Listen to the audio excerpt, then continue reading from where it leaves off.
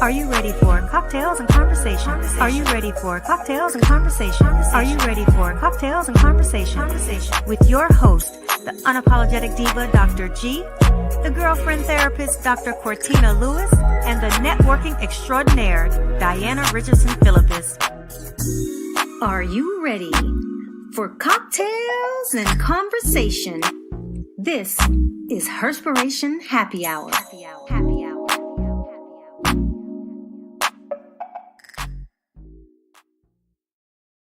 Happy Wednesday. Welcome to another Herspiration Happy Hour, Season 8. This is episode 11. This is your unapologetic diva, Dr. G. This is your networking extraordinaire, Diana Richardson Philippus. And I am Shay Walker, your coach of courage. And we'll have Cortina joining us later. She's going to be a little bit late. Of course, that's the life of a therapist because, hey, sometimes it happens. How's your week been, ladies? Been awesome. It's been awesome thus far. Hey, girl. Got some good rest, had a conference, had a birthday, life is good. Life is good. Yeah, what about you, Shay? I'm tired, boss. Listen, it's been good, but I'm tired. Yeah. Okay. Okay. Well, at least it's been good. Mine has been I had a very extended some time in the emergency room yesterday. I've not been feeling the best. Not been feeling the best for a while. And so just undergoing different tests and all of that other stuff. And then yesterday was just more than I can handle. So I was like, you know what? Let me take myself to the emergency room because that's where you can also get everything expedited. So then I had a follow-up today. So I'm hoping to have better answers. But overall, other than feeling a little bit exhausted because I did not get home until like after 5 this morning. And usually I'm waking up at 5 o'clock. So I was up before then. So baby girl gonna sleep really good tonight. Listen. And I was up late with you. So not at the ER, but we gonna sleep good tonight. Okay. We both gonna sleep good tonight. That bed is calling me. Do you hear me? Cheers to that. Cheers. You were low-key stressing out. And she was stressing out because I was texting her, but she wasn't getting it because I had no reception while I was in the emergency room. Yeah. I was like, Lord have mercy. I'm like, am I gonna have to call the mister? I was about to wake Masibo up, like, call Jay. It's a 911. It's a code 10. It's a code 10. We need Jay. Not the code 10. Listen. She did. She called me this morning and I was asleep because I got in at 5. But you know what? It's okay. I'm here. We're going to have a good show. And it's going to, and you know what? There's so many things that I'm going to love about tonight's show is because we had this conversation. And what I love most is that when we have discussions and then other people who come in and say, oh my gosh, I know someone that would be perfect for your show. They, of course, they're public relations, they book them. And so we have an amazing guest with us today to talk about hot flashes and humor. Although I'm going to have to really hear this because I don't find nothing funny about a hot flash. No, it don't be that funny. It don't be that funny when it's going on. Yeah, but I could go for some humor in it though. Let's see the bright side. Let's get a giggle. I'm excited to hear the humor because it's nothing worse than feeling like you're in an inferno for 60 seconds. Look, there's where them fans at? I'm trying to tell you. Don't make me get up and get for real. I'm trying to get that dance. Don't give me flashbacks, okay? Because I'm trying to do the boots on the ground. Listen. See, they're talking about one fan. I'll be over here talking about a whole nother fan. Okay. What fan? What fan you talking about? That fan that Diana just held up. That fan. Oh, okay. So we gonna be like this. Because the hot flashes, that's not. It's not. Where? Yeah.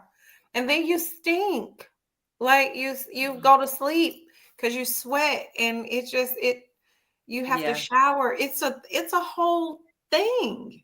It's the stink part. So what I started doing was I use Lumi. When I get out the shower at night, I put Lumi on and I don't wake up I'm about to go old school. I don't be musty. You know, would it be like, y'all, I don't be musty when I wake up. Use Lumi. That thing works. It really does. My aunt told me about that because I talked to my aunt and my mom, Ken. She was like, try the Lumi. And I was like, okay. And I've been using it ever since. But Lord forbid if I don't put the Lumi on. Okay. Luckily, I'm postmenopausal now. What happens is when the seasons change, whether it's spring, winter, summer, fall, it doesn't matter. Right when the season changes, that first week or so, I have hot flashes and I go through all of that. But then after that, I'm good. So I've been postmenopausal for quite some time. But yeah, that first week of the season changing, though, the hot sweats, the uncomfortable sleeps, the flashes, all that stuff. Oh, Jesus. Definitely. I woke up smelling like I was sauteing onions under the covers one morning. Oh yeah, that's real. Yeah, Listen. that's real stuff. Yeah. Yes. And it is Yeah, horrible. yeah. It's horrible. I And don't, you be Thank like, God for wait my a husband. minute. You go to I don't bed, know. you take a Yeah. shower at night, you wake up showering, and then if you like really have it real bad, like In the literally you get afternoon. up in the middle of the night and have to change out your linen, your clothes. It's a whole thing. Yeah. Yeah, I've bypassed Or, that stage. Thank God. if you're real lazy, I'm not even gonna front. If I wake up and I'm like drenched in sweat and the husband's on the other side asleep, I'm like, you know what? I'm gonna have to go old school. Let me get this towel, lay the towel down, and I just lay on the Yeah. towel and finish sleeping it out. I'm Yeah. like, I'm tired because one, I have insomnia. So when I'm sleeping, it's You need terrible to to have take that it. thing that wakes me up. So yeah, Yeah. it just be a whole lot. And I'm not always gonna get up and take no damn shower. It's just not happening because then I'll really be up. I may as well just go into work. So no, I just Yeah. grab that towel and then I also now sleep with a towel like right at the top of my pillow. And to make matters worse, I sleep on silk. I have a silk pillowcase, and I think that doesn't help Mm, the case because I feel like silk mm-mm. makes you. Oh. I couldn't even imagine. But I don't like to tie my hair up all the time, and so I No, I have get it. I yeah. get it. But So I'm I know getting hot just thinking about sleeping on some silk. well, they We tell paid $700 for cooling sheets. That shit don't you. work. Oh, Excuse yes, me. they It don't. do. Oh, Are Mine they don't yes, work. ma'am. are Yes, they We got special cooling order sheets, a from cooling Dubai. pillow. Yes, ma'am. Oh, Yes, and I'm unapologetic and unashamed to say I did it. I bought into it, and it's the best thing I could have ever done. Our sheets were $712. That included shipping, and yes, they work. well, I don't think I got the $700 one, but maybe I need to go revisit because my cooling sheets and my cooling pillow is not giving me no cooling. It's not. It's not giving me no cooling. Cortina done jumped in. Cortina, do you have a drink for us? Because you know you are a drink girl.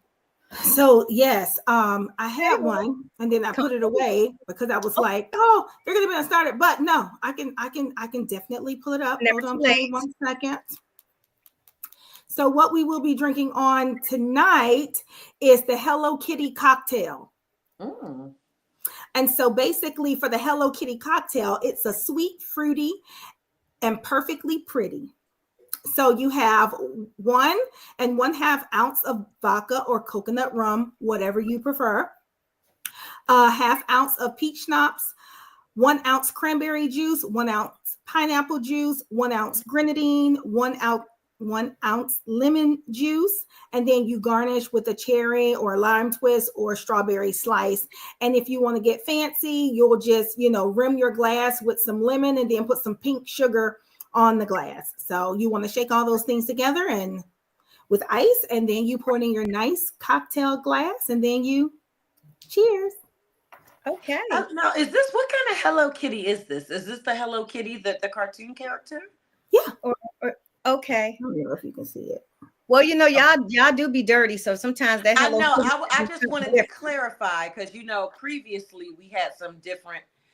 Oh, I'm gonna that's leave it true. alone. We did. I'm We gonna did. leave it We alone. had those two drinks that So had. yes, that is so. I like the name. It is pink for the Hello Kitty cocktail, but we have a lot of sexual innuendos on this show, so I thought it would fit in quite perfectly. I think it fits That's perfectly. where I was. I was like, ooh, Hello Kitty. Yeah, Hello Kitty. Meow. You know, Meow. She can be sweet and oh so pretty. So yes. I love it. Well, you know what? I'm going to tell y'all, just so you know, that on the heels of all the funk that we was just talking about is like, yeah, we got Right, you know, alcohol actually it contributes to your hot flashes too. So I got away from drink like as I can't have the whole thing. I mean, I could drink, but like I all the way back, trim that thing all the way back because I realized that the alcohol was contributing to my hot flashes. Here's water in a wine glass. Yeah, I don't drink like and here's that. water in a big flask. And here's water in my cup. Water for me too. It's a water down day, which is probably perfect considering we're talking about hot flashes. So oh, hold on just a second, y'all. I gotta mute. Feel like I'm having a hot flash right now. Oh. I'm serious. I'm looking at that. I'm like, can you feel this? Oh my gosh. They got the lights off. You know, sometimes you have the lights on, you got geez. And y'all excuse me because I'm just trying to eat a little pizza real quick. I haven't eaten anything all day. Trust me, that's what I was doing. You know, this is our first day with the kids. So they're back. And we haven't seen them since before last week, Friday. And so because they spent spring break with their mom. And so they just got back today. And so I'm like, oh shoot, I gotta cook. So I was trying to hurry up and prepare. And then I just let Morgan take over. So I just had to do the preparation part for her. And so that's why I was what you cooking? So we are having chicken quesadilla. So I was cutting the chicken and seasoning them. And so the chicken is done. Now she just needs to do the quesadilla part. That sounds good to me. How is Morgan doing? Is she feeling better? She is much better. She's still getting on my nerves. We just found out today she got into LSU. So we just found out like not even an hour ago. So yeah, you excited? All right. Yeah, she's not going there, but it's good to get in. I was just thinking that. I was like, but she got into Southern too. She loves Louisiana. Her birthday, her Sweet 16 was Princess Tiana because she loves everything Louisiana. She just came back from Mardi Gras the end of February. Her dad's family, her entire paternal side is from Louisiana. They live in Louisiana. She loves Cajun Creole type of vibes. And so that's her dad's favorite school. So growing up, she saw purple and gold everywhere. So, which is weird because she's such a Florida girl, a Florida Gator girl. So yes. What's up with her Florida choice? Oh, we're just waiting. We're just waiting. Is she even considering Bethune? Oh, she got in there. She doesn't want to go there. I know she doesn't want to go. Yeah, she got a scholarship and everything. She doesn't want to go there. Well, hopefully she gets into her choice. Otherwise, she might want to have a. Well, I think she likes schools with status. Now that doesn't shock me. That doesn't shock me. She's such a yeah. Yeah, I was like, I asked her like 4 times. I was like, girl, you sure you don't want to go down? I'm just saying, like, you don't. She was like, mommy, no. Oh, okay.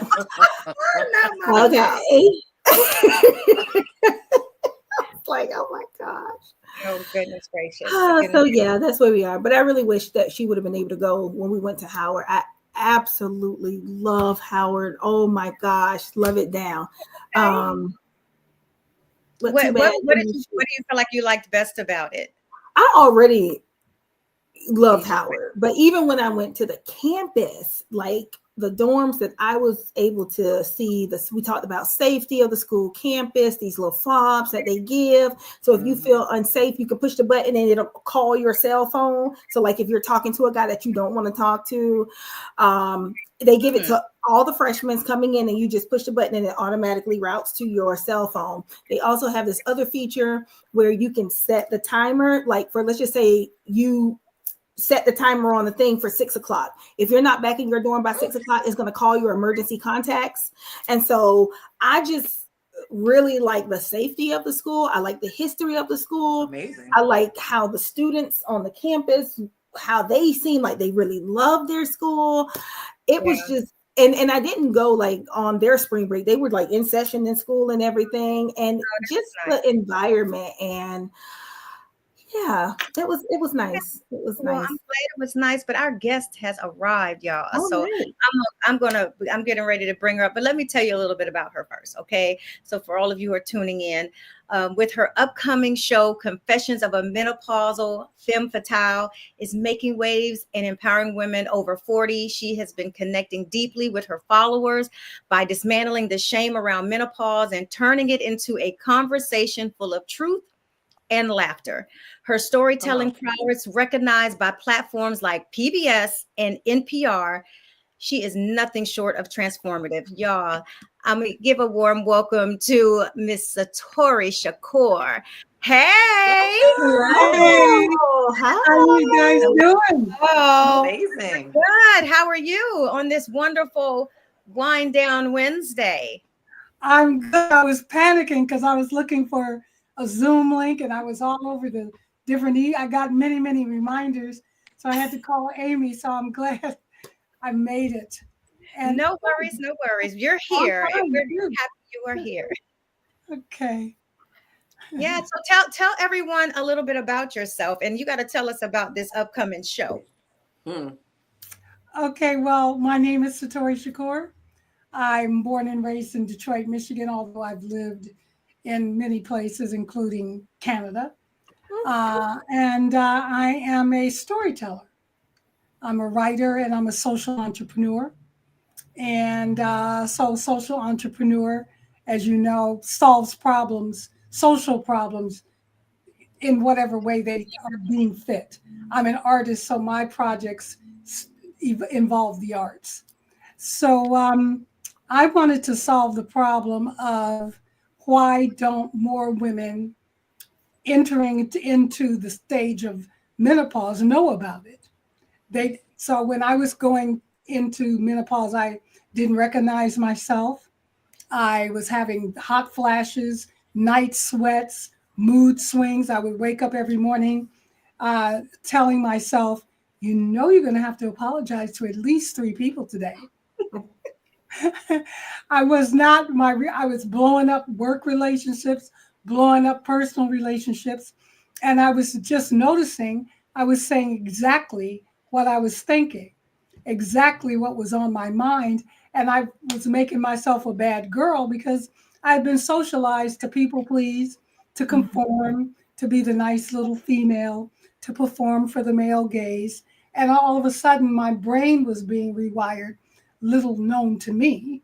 So I started to ask older women, have you ever noticed? And they would either say, I don't remember, like my mother, or I'm too young, and they were 70, or they just were in denial because menopause says, I'm 45, I'm 50, I'm 60, I'm some age that I'm not valued at. I'm not perky, I'm not juicy, I can't have babies. And so I don't have any value to the patriarchy. However, I knew differently, as you probably do too. Every year you live, you gain wisdom, you gain experience, you gain mastery over whatever it is that you love. And so, how can I possibly have less value? And then I did more research and discovered that the largest demographic of women in the United States are in some stage of menopause. So that means my governor here in Michigan, she's 53, whom I just met last week, along with Halle Berry, who's 59 or 58. And she's taking Oprah and Maria Shriver and Halle Berry and others are doing a prime time broadcast coming on March 31st talking about this subject. It's a health issue, it's a workplace issue. And when we can understand what it is, how to deal with it, then we can really embrace the freedom and the power of what it really is happening in our lives. So that's my passion now. I've created many things. I created here in Detroit something called the Secret Society of Twisted Storytellers. It's 13 years old now, and I curate 4 new storytellers each week to tell a true and personal story on a theme. True, and we have musical performance and a dance performance, and it's sold out every month. And so now is the time for us to tell our stories, and I particularly want women to start telling our stories. Stories that we hide, like postpartum depression, or fibroids, or whatever it is. We don't even we're trained to do that from when we get our menstrual period. My mother shoved me in the bathroom with a big old Kotex pad and said, shh. And so therefore something that was happening very naturally with my body that could have been celebrated as a rite of passage was sort of put in the dark and shamed. So I don't want that to happen for women coming behind me. I'd like menopause to be a rite of passage, something to celebrate. Wow, look at you. You're giving up that part of your life, that the baby making, baby producing, reproductive part of your life. And now you're entering into freedom, full self-expression. A lot of women find, oh, I always wanted to write that book, or I always wanted to paint, or I always wanted to whatever they always wanted to do, and now are doing it. So I want us to understand it in advance, get the medical support that we need, if we need any, and so that we can get into this next stage of life, which is exciting and wonderful. Oh, I love all of that. You hit on so many different things. I remember growing up and getting my cycle. I remember growing up and not ever thinking about not having it. I remember even in school, girls were kind of ashamed if they got their cycle, or they were being teased if they had theirs. And I remember, feeling a little embarrassment having to carry pads and all of those things. So I think this is such a really great conversation to have, and what you're doing is like so important, because these next young ladies that are coming through don't have to feel the same shame, and they can be very open about it. I mean, heck, they got on all kinds of commercials. If you're eating dinner now, you're getting everything about periods. I was like, when did this start? Yeah. This started happening. And it's right. I think that as I had to realize I was going through perimenopause, I didn't really know. I just know that, look here, because I started getting hot flashes when I was 23. So that wasn't new, but it was the night sweat. Oh no, I started getting night sweats when I was 23 every time, but only when I had a cycle. And then the hot flashes now and the mood swings and other things now that's coming into this phase where I'm perimenopausal. There's not a lot of information on that. And so other than what me and my co-hosts here have shared openly, where we're all going through it, some have passed through perimenopause and are fully menopausal, but we are all cycling through this phase in our life we've never been here before. So the information sharing is educational. Yes. And this bonding. Yeah. I remember I would sit in front of an air conditioner and look at the clock, and I could time my hot flashes every 5 minutes. Oh my goodness. 5 minutes, every 5 minutes? Yep. I just was curious. And then I just kind of did a self-study, and I saw that I could make myself have a hot flash, just have a thought of anxiety. So anxiety would bring it on, wine, hot sauce. So there were things that I was eating, things I was thinking, just a lot of different things. If I went on a date, here come the sweats because I was nervous. So they would kind of ruin my date for me, because I wasn't owning it to the extent that I could just mop it up and explain to him what was going on. Yeah, so you tried to keep it cute, like you burning up on it. You burning up, but trying to keep it cute. Yes, Yes.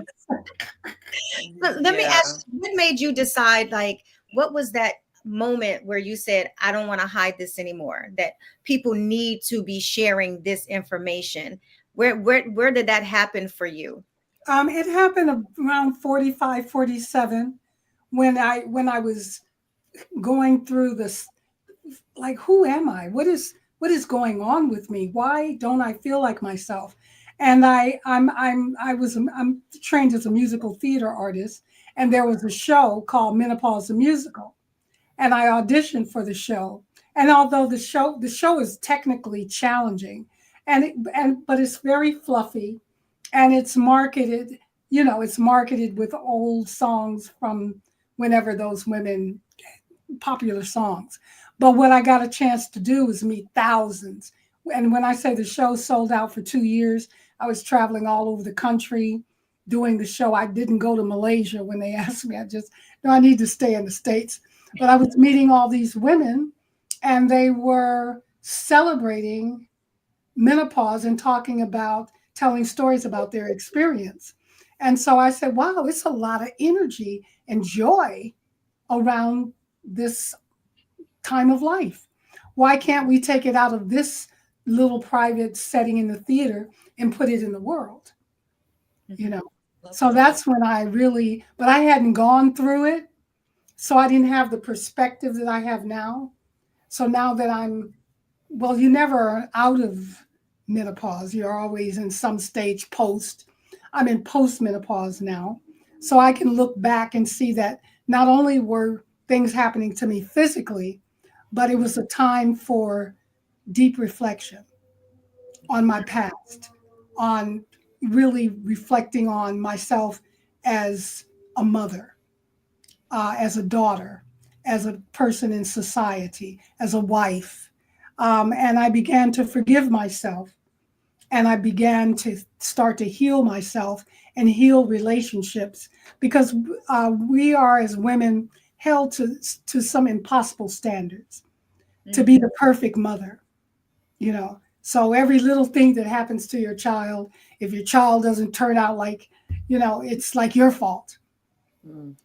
And then I lost my mother, and 9 months later, I lost my son to a terrible, my son to a car accident, and my mother to ovarian cancer. So when you go into that deep, and I'm sure all of you have lost someone in your lives, and someone close, and you go into a place that I say sometimes even God didn't reach.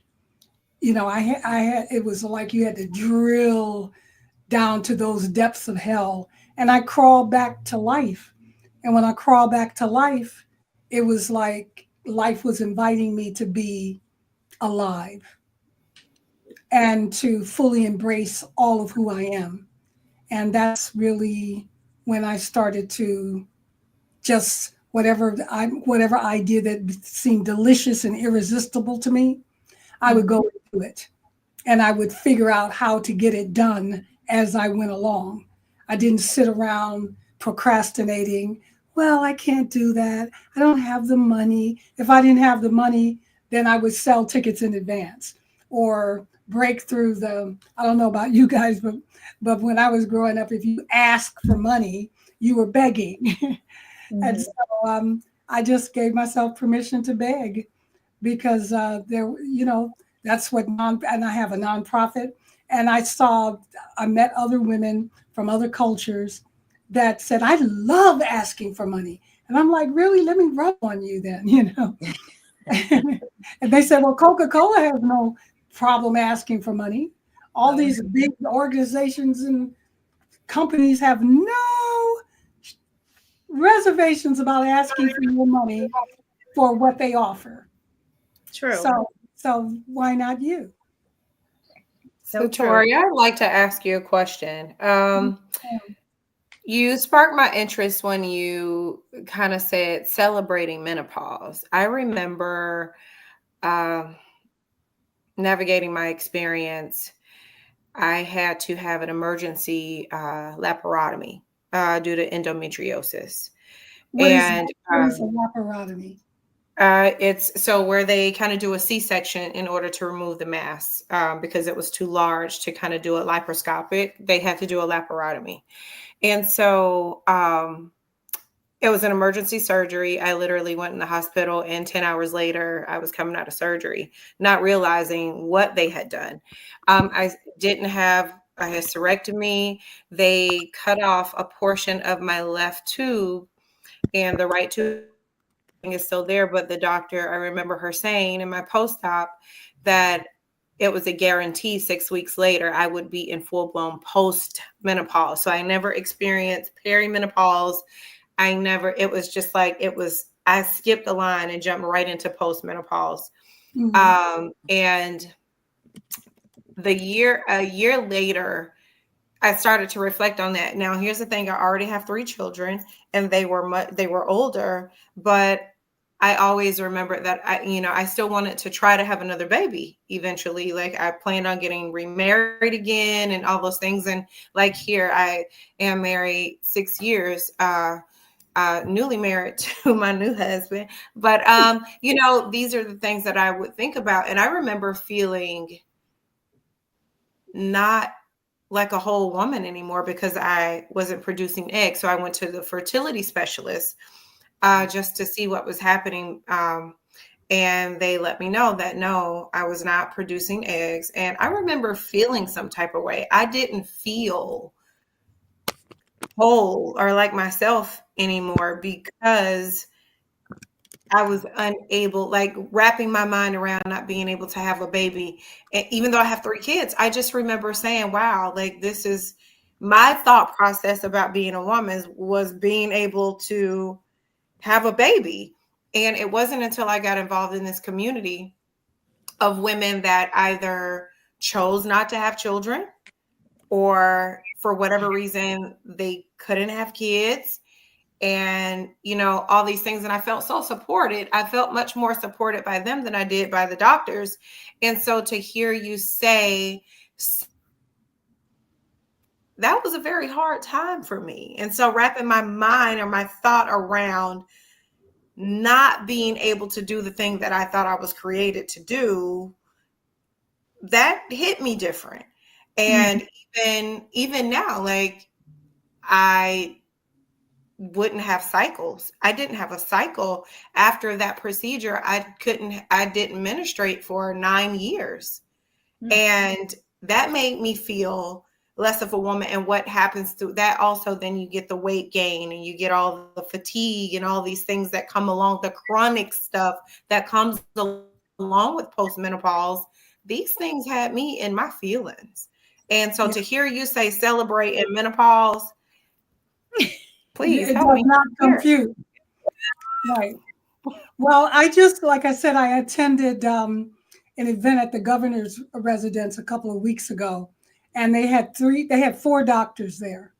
And they've only started studying menopause since 1993. So we are not studied. We don't have the benefit of this is coming. And not only that, when it comes to women of color, a lot of women of color have had hysterectomies. They've had fibroids. They've had conditions, medical conditions that would have them not experience menopause as a natural progression. And so they could not be studied. They were left out of the studies. And I think that your experience is very valid. When we lose a part of ourselves that we identify as being female, woman, what defines us as a woman, then we feel less than. I had a mastectomy, although I didn't feel less than. I had just I'd been married. I'm 7 years into my marriage. So let me see, I was 2 years into my marriage when I lost my right breast. And although I didn't get I didn't have them make me a breast, I just use a prosthetic because I just accepted this breast is gone. But I'm who I am. I'm a whole human being a whole spiritual human being walking around the planet, and I get to define myself. And I understand, as a young, beautiful woman as you are, that you would identify with, okay, you already have 3 kids, but you wanted another child and couldn't have another child. But let's say you went through the natural progression of menopause and your periods you went through the symptoms of gushing periods, little drippy periods, and then you experienced a year of no period at all. And now you're officially in postmenopause. You would not be able to have children, but it would probably have been an easier path because it wouldn't have been so disruptive. You were shocked, traumatized. Sounds like to me you went in, and 10 hours later something very much a part of you was removed. And not only that, there were consequences to that. And that it's more than challenging, it's traumatizing. There's a grief to that.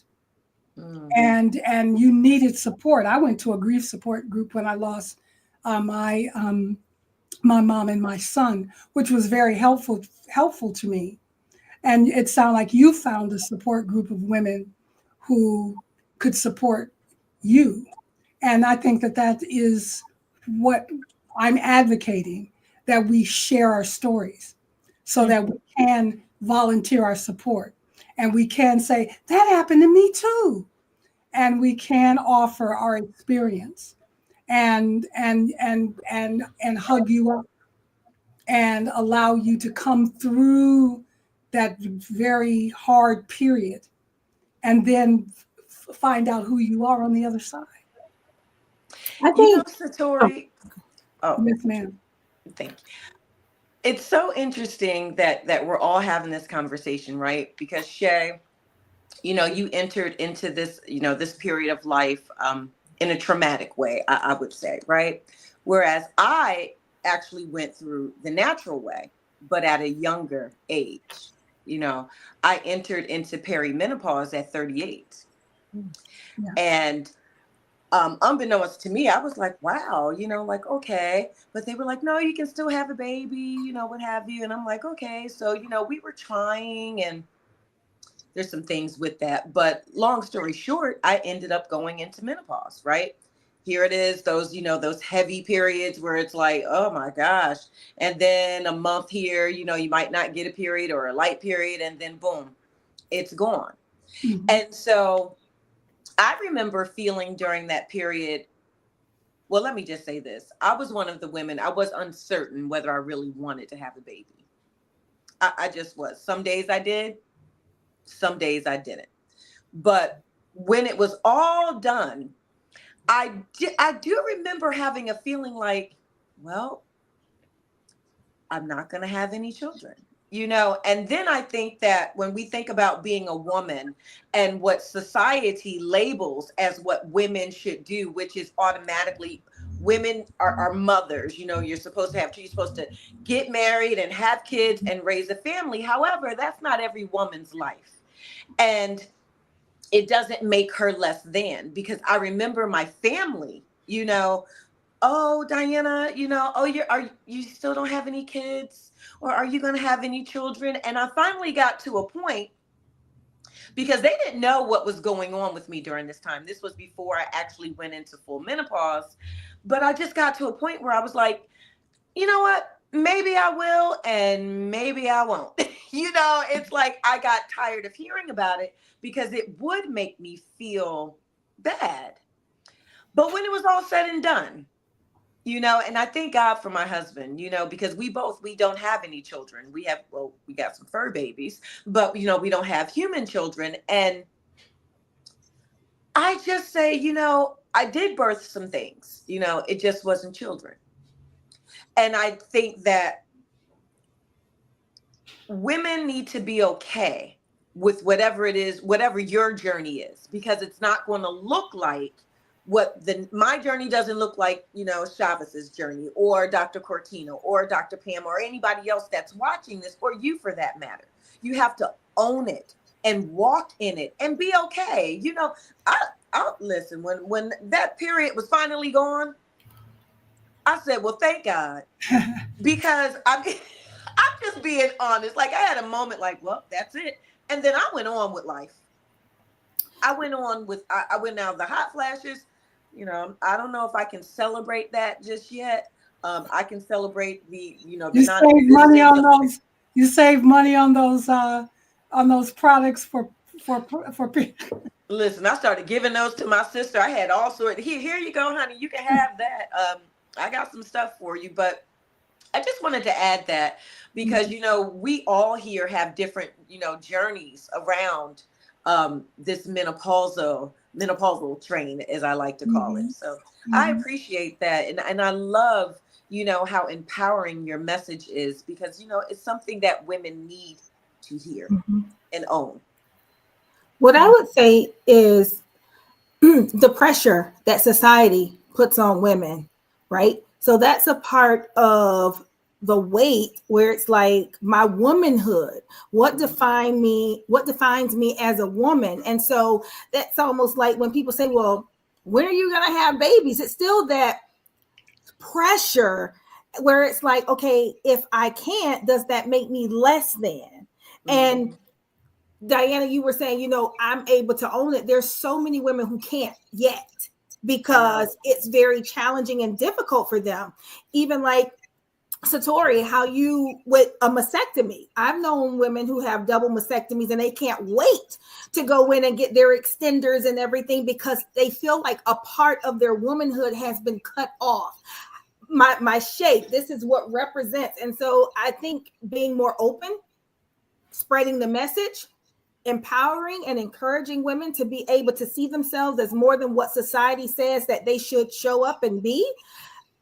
I think that's the direction in which we should be going to, because as a clinician, even other things, when women, you have these songs against society when they can't lubricate vaginally the way that they would like to, it makes them feel less than and self-conscious about what their body is able to do. And so I think all of that is wrapped up into their self-reflection, their self-worth, how they view themselves as a woman. And it's very challenging to navigate that, especially when the choice has been taken from you. And so when I say choice, like you can't choose to have children or not, like it's naturally impossible for you to do so now. So also you said grief earlier, grieving the ability to never be able to reproduce naturally and going through the loss of that as well. So there's so many different nuances when we're talking about going through the natural progression, whether it's unbeknownst to you or the natural progression of going through those stages of menopause. Yeah, and we're always going through some stage of grief, and grief has stages: denial, anger, acceptance, bargaining, hope, depression. And now you're into hope. And if you're into hope, then anything is possible. But the fact that you have 3 children, I can only imagine how beautiful they are. And I know that you wanted another child. And when I think of your 3 children, I had one son and I lost him. So, there's always something. And as I was saying before, the pressure, as you were saying, Doctor, there's a lot of pressure on women to be perfect. If you can't have a child, something's wrong with you. You're not a full woman. Yeah, you got to have at least one. I've heard that my entire life. You got to have at least one. I was like, are you going to take care of it? Unless you plan on naming for it and all of those things. Like the expectations alone are heavy. And then if you have a child, you have to be perfect, the perfect mother. Yeah. And that's hard too, Can't work too much. Yeah. Oh yeah. Oh, absolutely. It's that whole thing of if you're dark skinned, you want to be light skinned. If you're light skinned, you got long hair, you want short hair, you got short hair. You want to be thick, you want a big butt, you got a small butt. You want little boobs, you got big boobs. Listen, I'm done. I'm over all of it at this point. Exactly. just loving the space where you're in. Yeah. And so another thing when we talk about stories, so I elected to have a hysterectomy when I was 38. And at the same time, Diana, you was transitioning into at 38. because I had fibroids, and then two, I had already been diagnosed with what I had never heard of. Everybody talks about endometriosis. Endometriosis, you hear that, but nobody and I still don't to this day, have ever heard anyone talk about adenomyosis. So endometriosis takes place in the lining, adenomyosis takes place in the muscle of the uterus. And so, yeah. And so adenomyosis, you're talking about muscle contractions, you're talking extremely painful menstrual cycles. And so when I went to have the fibroids removed, I had my whole surgical plan. But I had did so much research about fibroids and how often they can come back. You think about what we eat. And I'm of the belief you have one time to cut me. That's it. I'm not going to keep going through surgery and surgery and surgery. So come the day of my pre-op, I went in there and I said, oh, I decided I don't want the fibroids removed. I said, just take it all. Take it all. And she looked at me. She said, that's final. I said, yes, I know it's final. She was like, you don't want any kids? Never did. So I was good. I was good on that. I'm a mother to many. And I think I've always loved that role that I can bring them in and give them back. And I'm super selfish. And I can admit that about myself. But the reason why I made the choice that I make is because even if they took away the fibroids, I'm still going to have painful cycles.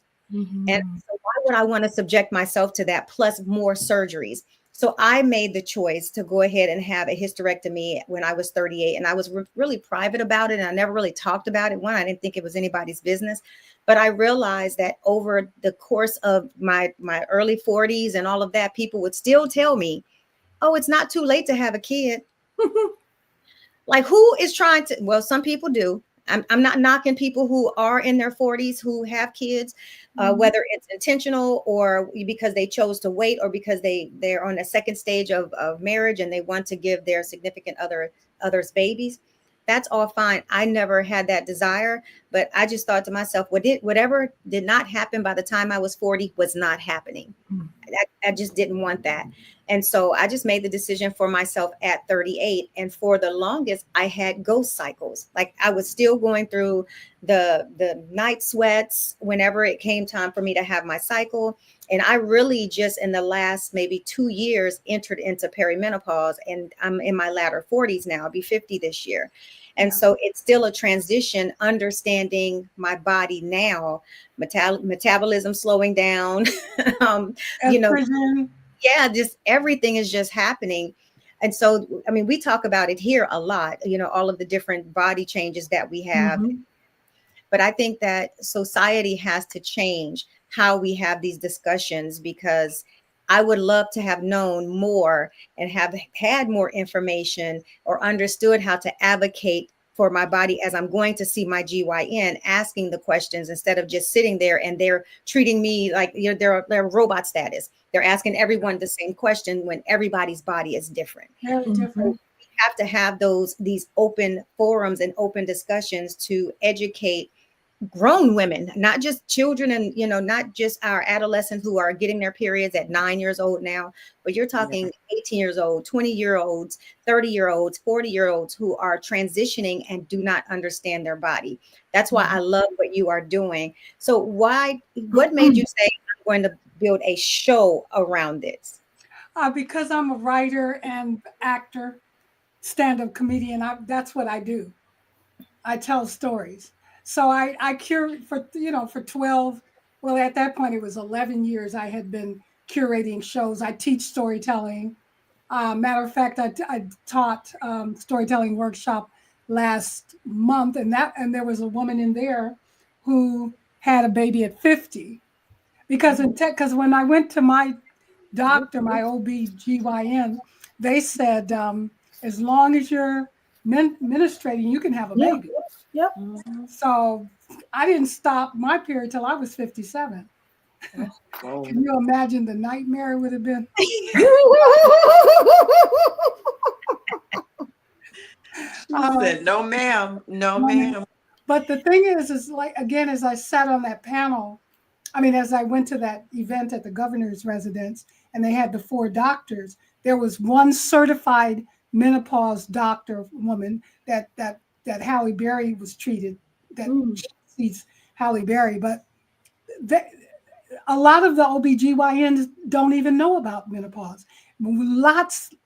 Thousands and thousands and thousands of women are misdiagnosed. It because it's like you said, it shows up different. It presents differently in everyone's body. So if you don't know about menopause, you might, oh, this looks like that. So that's what this is. And they'll give you some pharmaceuticals, or they'll tell you it's something. And in Halle Berry's case, they said it was herpes. So she told her boyfriend that you gave me herpes. He goes, I don't, no, I don't. And so for 3 days, they're like this till they both got their diagnoses back, and neither one of them had herpes. So you have to sit in your doctor's office and you have to ask questions and ask questions and ask questions so that they'll do the work to get the answers. But what your question was, what made me want to do it as a show? Because I'm a storyteller, and I'm a singer and a lyricist. So I created a stand-up storytelling concert called Confessions of a Menopausal Femme Fatale, and I played my mother, who she was 50 when I was 14, so she was going through perimenopause while I'm coming into puberty. Her are trying to touch her toes, mine are trying to poke me in my eye. She's done with men and I'm boy crazy. So it's the butting heads, and then a journey of becoming friends with my mother, to making a conscious choice. I think our relationship is more fully expressed through friendship than it is this status.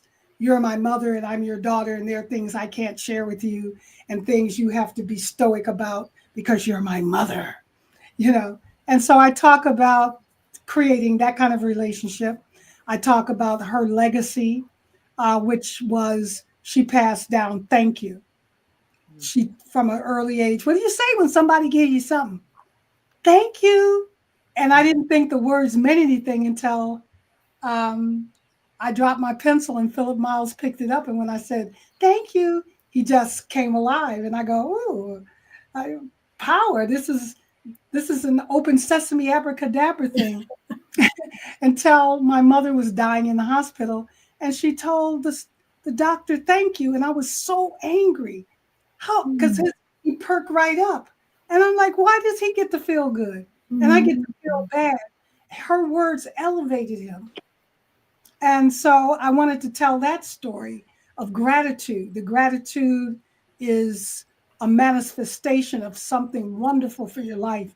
If you can find the gratitude in the most harrowing challenges of your life, if you can dig deep enough to find the thank you in it, even before the challenge, you overcome the challenge and it heals you. So I wanted to tell that story. I also wanted to tell the story of having postpartum depression and not knowing it, just thinking I'm not bonding with my child, hearing voices that say, throw the baby against the wall. And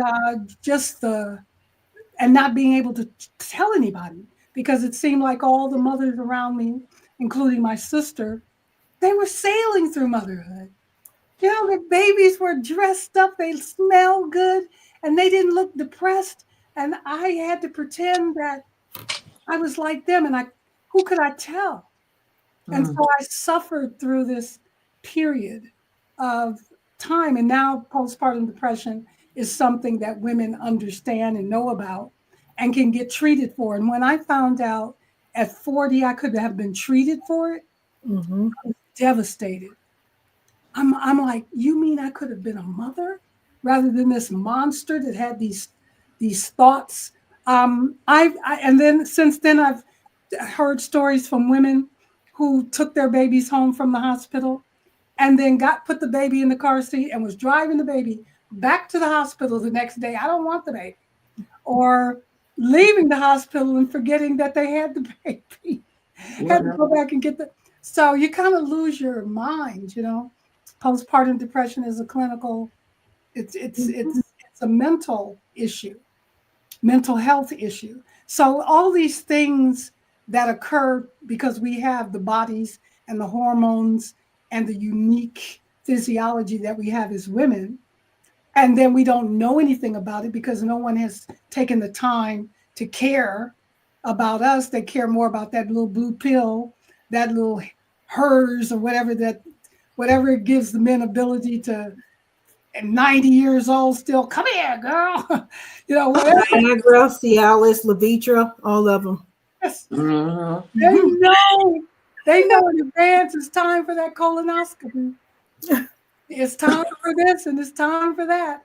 But for us, we're just, we go through our little yearly exams and our mammograms. And if there's nothing that alerts us to anything, we just keep going. But there are all these other nuanced issues. And so I'm listening to 4 women tell 4 completely different stories about who you are, your life, your choices, your power. And it's a contribution to me. Okay. You have just uplifted and contributed to me. You have made me, I'm more validated as a woman because I understand all of your stories. Mm-hmm. There's something about it that can say, I understand that. Mm-hmm. My sister was the same way. She had to go into early menopause because she had to have a hysterectomy due to endometriosis. Mm-hmm. She had 3 children too. Okay, that's a lot. I tell you, and this how quickly the show runs. It's like having such a good and we. Wow. I know we're at the top of the hour. I'm like engaged, and I'm like, it's already 56 minutes in. It's been an honor. It really has been an honor. I'm so happy to have met you, and thank you for inviting me to your space. I can't imagine anybody coming on here as a guest and leaving like they don't know you. Thank you. So I'm glad you said that. I think one of the things that we all do is we pride ourselves on our not just our authenticity, but our transparency with our audience.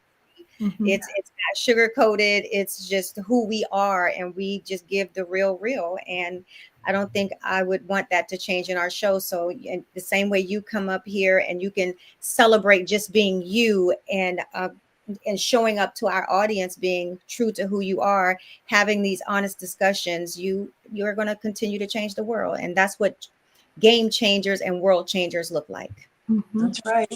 Yeah. So Tori, I do want to give you your flowers because you said something else that actually sparked something. It brought something back up for me also.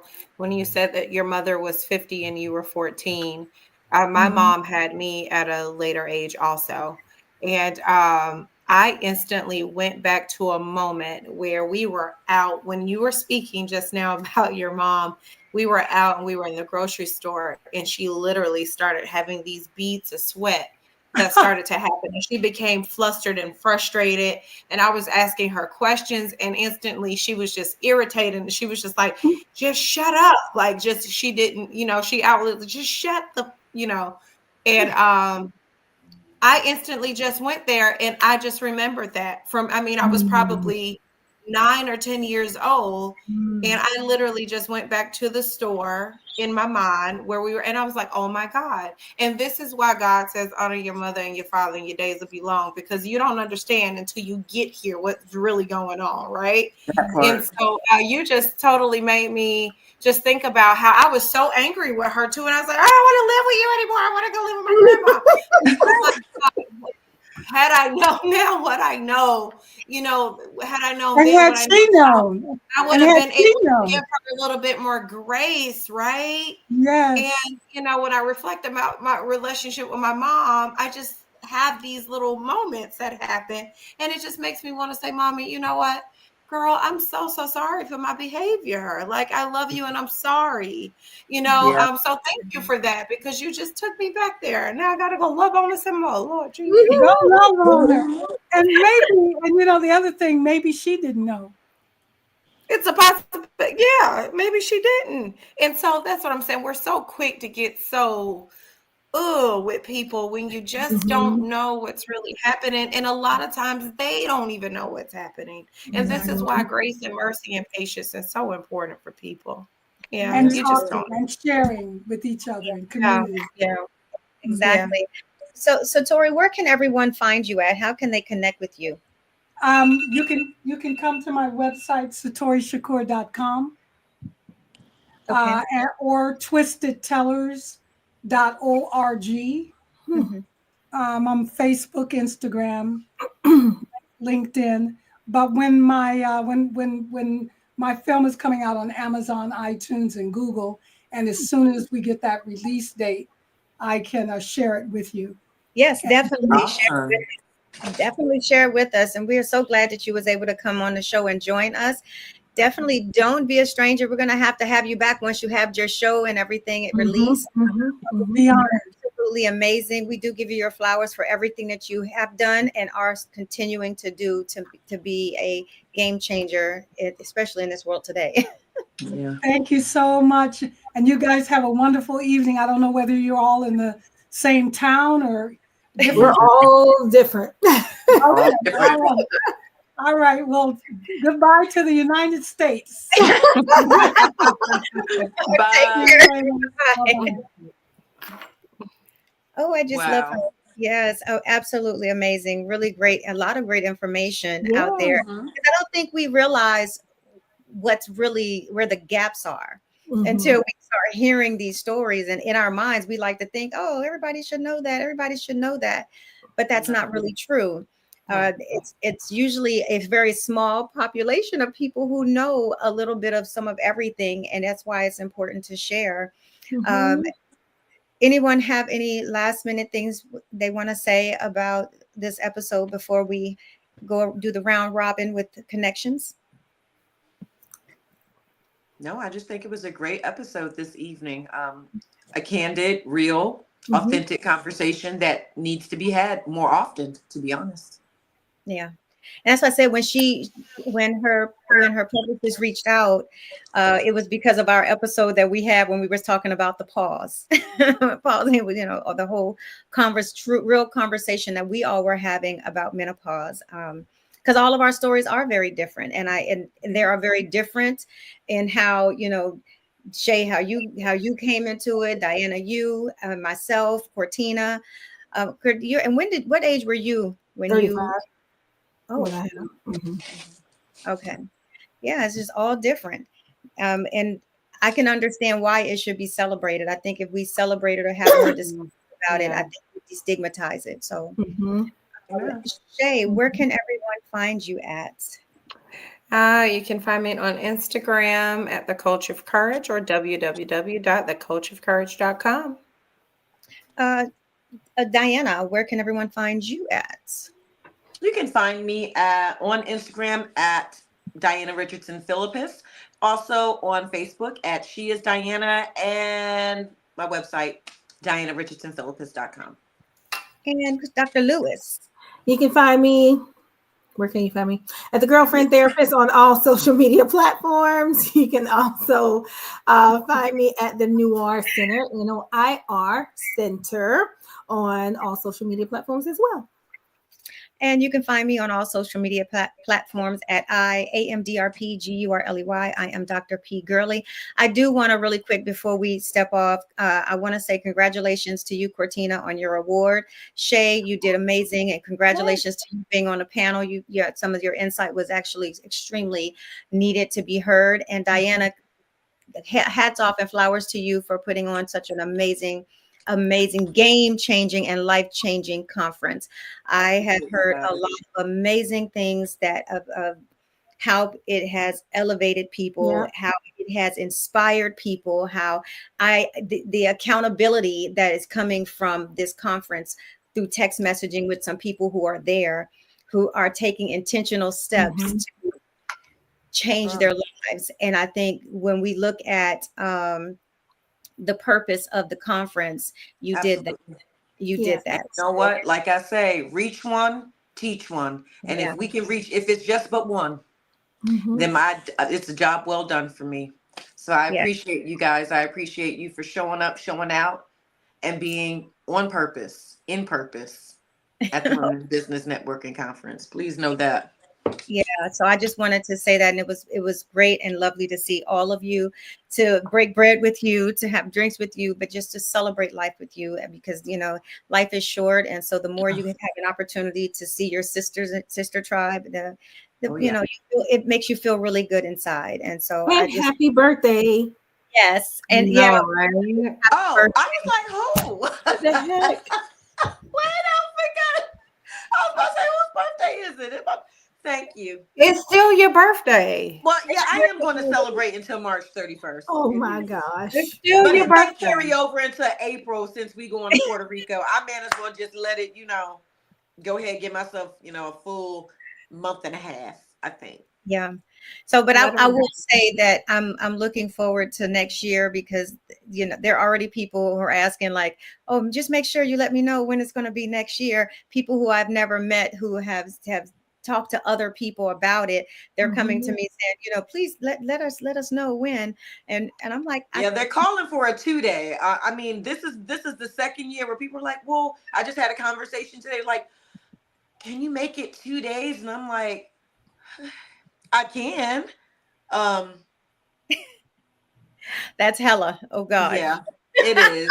It is. Look, It when is. you do that, like, I don't want to talk to you the whole time you're planning. Child. Pray for me. Pray for me. That's all. Just pray for me. But no, you all have an amazing week. Thank you all for always tuning in, for engaging with us. You are, a lot of the reasons why you meaning the audience are the reason why we show up and are intentional about the time that we get to spend with you. Have an amazing week and great weekend ahead. And, get ready for this nice weather that's coming sooner. Yes, finally. Later. Well, If we you're, already have it. you already have it. Well, Maine Of got like course you do. 8 inches of snow, like Maine. That's sad. Yeah, I know. No So way. it's cold here. These people on here were being petty and throwing out the fact that I had a cupcake. I'm gonna keep working on this body in Puerto Rico. Listen, I got a whole pound cake downstairs. I talked to the sponsor. I was like, look, the way I'm eating this pound cake by myself every day, the way I'm gonna have to stop, because it's about to get serious before we even get to Puerto Rico. I mean, just summer alone, y'all. Just pray, keep me lifted up in prayer. Okay, just I'm gonna freeze it or something. I don't want to eat no more. I'm getting my body ready for the summer. I'm mostly getting my body ready for Belize. When I do my 50th birthday photos, Girl, I need to run up and down the stairs right now. She said, Well, my problem is I'm on steroids, so I can't lose weight. I was looking at my face in the pictures. I said, "Oh my gosh, I look like a Pillsbury Doughboy girl." you What? didn't look like no damn Pillsbury. No. I mean, I understand what you're saying, but you still look good. No. My face is too round. It is not what round. is my face? What? My face round. No. As I continue to sit here and eat. What are you eating on? Pizza. Oh my gosh. My husband gonna bring me the whole. We get these frozen pizzas by Red Baron. I love those. Oh, those little personal pans. No, it's the whole one. It's the whole one. It's a Okay. you eat the Well, whole no, pizza. all of that brings on menopause, hot flashes. All of that brings on hot flashes. What does pizza? What? Yes, the sodium. I'm sorry. I'm gonna have a hot flash every day. I'm not getting up. I'm not gonna just give up. I was hungry. Okay. I don't have it, but I don't want to. Still on? Oh. Yeah. Sorry, y'all. Y'all didn't let me turn it off. Nobody said cheers. I said, well, This is the after show. This is the after show. This is what happens when we take. Oh my gosh. Now I'm hot. I didn't get a chance to say cheers and take Oh, you're right. Cheers, y'all. Look, with the fan and the pizza. Because y'all just made me flustered. Because we still live and we talk. I'm talking about I'm sad again. Shit. I thought y'all knew that it was still on. No, I wouldn't have said Is somebody on? Is somebody right now on there? Hey. Yeah, everybody still want. Well, people can still watch. Oh, We're still gosh. Oh, well, I'm I was just sweating. saying, well, you know what? Well, Oh. I'll cheers us out, and then we can come back and finish our little after show. But Go y'all, this ahead. is literally what happens after we get off, because y'all just didn't let me say cheers. So you know what? Let's, as we always say, Cheers. before we leave out, cheers. Cheers. Cheers.